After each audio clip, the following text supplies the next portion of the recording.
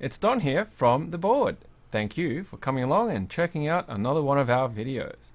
Today, I'm going to be reviewing a Filco keyboard. Now, this keyboard was actually sent to me from our good friend, 2Z Cuckoo, all the way from Japan. He had a couple of these, I believe, and he was planning on doing some modifications to them, but he kind of didn't really have the time, and he had a lot of projects already to work on, and he asked if I wanted a unit that I could actually have a look at and review. So I said, sure, why not? So thank you very much for sending it over. So let's get right into it. Here we go. This is a white Filco Zero, and you can see that it actually has Japanese keycaps on it because it's got the Hiragana underneath as two sets of legends. Now these are actually also pad printed because from use, obviously, coming from wherever he managed to source them, they've had a bit of use in that you'll see that some of the pad print has actually come off. So the K is completely gone here. And also the S is partially worn away, and so is some of the O. And what you might be able to hear while my little one here is enjoying herself on the keyboard is that it has extraordinarily clicky switches. Now I'm going to drop the mic a little bit closer so you can actually you can hear what it sounds like before I get a little bit more in detail about these switches. No, you can't get the microphone. You want to press some keys? D? No. Alright, well I'm going to just speed up the process here and click a couple of keys.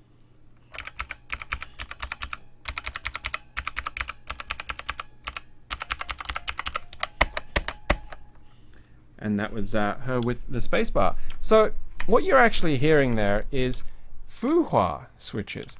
They're actually, in fact, a type of Alps mount switches, which are in the white color. So I'm just going to pop off one of these keycaps, and you'll be able to see that it's the Alps type mount. But what's really interesting is, even though I have experienced Alps switches before, these are the first ones that have had a really solid distinct step on that click, and so much so that the first time that I was typing on this and playing around on this after I received it in the mail was that it's almost like hitting a wall and then breaking through that wall. So I'm kind of likening it to say, like, you know, maybe it was a really thin sheet of plywood or gyprock, plaster, that kind of thing, and when you press, you kind of like punching through that wall.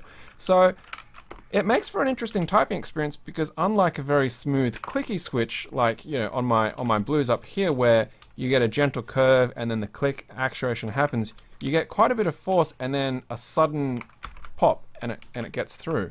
So it's quite an interesting switch. I've never actually felt that type before, which it's nice now that it's something that I can say I've experienced. It's not unpleasant, it's just unexpected. Is probably the best way that I would describe it. And as you can see, she's enjoying beating on that right now. What 2Z Cuckoo has actually done with this board, though, he's already done a bit of modification because both the enter and the spacebar don't have click switches because he's actually swapped them out with cream switches. Now, I'm not actually going to pop them off because they have stabilizers which are very similar to like the Co-Star, the inserts, and I did take them off when I was checking out the keyboard and they were an absolute royal pain to get back in, so I don't want to do that right now on the actual video. But now this keyboard's been cleaned up, it's had a bit of restoration work done on it. It's quite nice, it's in excellent condition. It's got the Filco sort of Velcro cable management here, which is really lovely. If we flip it over and have a look on the other side, which is checking it out quite much, we can see that it's an actual Filco Zero right there. And if we hold it up, get that focus, it is the FKB 108Z-JW, 108 key for DOS, Windows 98 2000 ME. So it kind of shows its age right there. It's pretty cool. He's done a bit of restoration, as I've said, and he's put some new sort of rubber on that as well, which is really nice and clean. And it does have flip outs, but it's only single tier flip out. So when you do flip that out, you do get a little bit of an angle on it, but nothing too drastic, and it's still quite comfortable to actually type on, or at least, you know, I find it so. So, you know.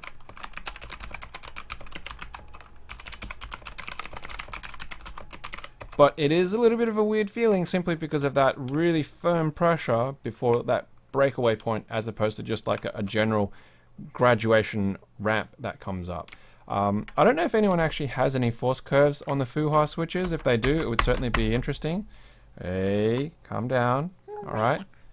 Yeah, you enjoying that click? But what I find really cool is this bottom row is far from standard, because you'll see here's the standard Filco bottom row where you've got your control, win key, alt, spacebar, alt, win key function, slash menu, and then control. But, hey, stay away from the camera. Wait, relax, relax. You can play with one but not the other. Now on the actual Zero here, I'm just going to move that out of the way. We've got our standard, but then over here you've got a key which I have no idea what it is. It's in Japanese. I don't know what it says. You've got a short space bar, and then you've also got another kind of key, and this actually is a kana switcher. So the top says katakana, then the bottom says hiragana, and then the front of this, because it's actually front printed as well on that particular key, it actually says, I think it says Romaji, which is the anglicized way of writing Japanese characters. So I haven't actually plugged it in and played around with it using that key, only because I'm afraid of it doing something funny, and then I might have problems either getting my Windows OS to function properly again. But if somebody knows a bit more about this keyboard, please, by all means, comment below, and we can perhaps sort out some of the mysteries.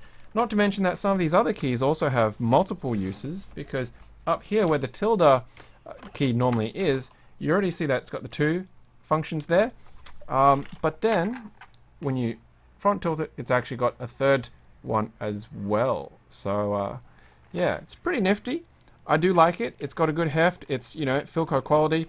If I give it a little bit of flex, you can feel the flex, but that's to be expected. It is a full-size board. It does have plastic housing, but it feels solid like most Filcos do, and most likely it's probably got a steel plate in it as well.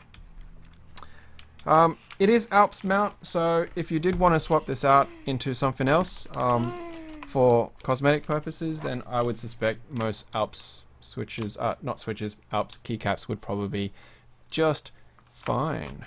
You're really enjoying this one, aren't you? Daddy's letting you play on switches unlike normal. So it's a very simple, classic beige look. Would be probably fits in just fine in any office environment for sure. And I guess you probably would find a lot of these in Japanese corporate offices, as long as the click wasn't driving somebody insane, because it is quite a loud click. And you do have to hit the keys very dead on, because if you hit them slightly at an angle, I think that wall that I'm talking about probably would slow you down a little bit. So yeah, nice, short and sweet. I do want to thank once again to ZQQ for sending this over to me. I really appreciate it. And well, I will bring this to the Sydney meetup as well, I think, so that people can experience it and check out the legends on it. And if I was ever to get to a point where I might be typing in Japanese, hey, this is the device to do that on. So, thank you very much for coming along and checking out the video. As always, we, at the time of the recording, we're at 453 subscribers, I believe. So we're actually halfway already to the 500 mark, where we will be giving another November 2016 keycap away.